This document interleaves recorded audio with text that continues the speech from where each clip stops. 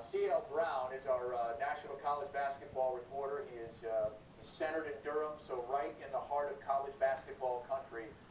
He's seen all the conferences up close and personal this season. Which one do you think is the best? Got to go with the Big 12 right now. I mean, if you look at the major matchups throughout non-conference play, Kansas beat Kentucky. Iowa State beat Iowa, which is among the Big Ten leaders right now.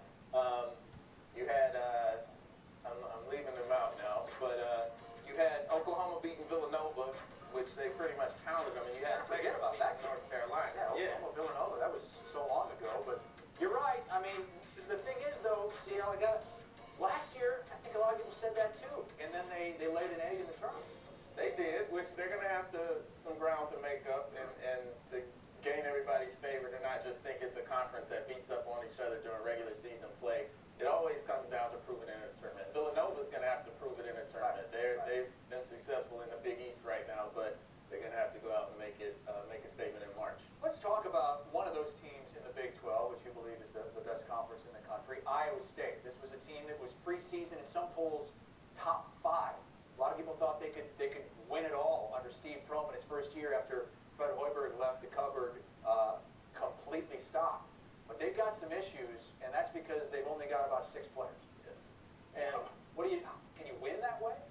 You can, but I think that you're going to have to get some contributions where you're not expected it. And Abdul Nader right now, he's got 24 and 27 in the last 2 games. He only averages around 13 points per game. So if you have a player like that who kind of steps out of his normal box and can make a bigger contribution, you can kind of get away with it. But on the flip side, if you look at Duke at Louisville on Saturday, Duke is only playing 6 guys right now because of injuries and things. And so you can face a team that will just end up wearing you out. By the end of that game, they were just fatigued. They were having people foul out. Your margin of error, of course, is going to be thin.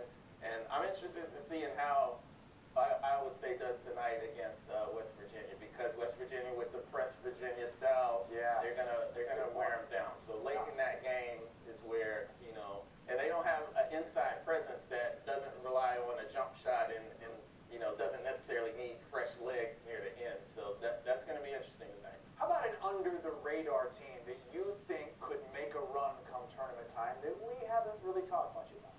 And this is why Texas Tech. Another Big 12. Texas Tech in the Big 12. You're going all in on the Big 12, man. That's the best conference right now. 2 weeks ago, they weren't even in the conversation. They weren't even an NIT team a couple weeks ago. And now they're beating everybody. They're beating everybody. 3 wins against ranked teams. The big win against Oklahoma at home they just came off of. And I think it was a matter of, it's kind of like Virginia needed a road win at Wake Forest to kind of get things going. Texas Tech beat Oklahoma State in overtime. They needed to win a close game. They were 0-3 in games that were decided by 2 possessions or fewer, or they lost to Arkansas in overtime. That wasn't 2 possessions. But now they're 3-0 in those same kind of games.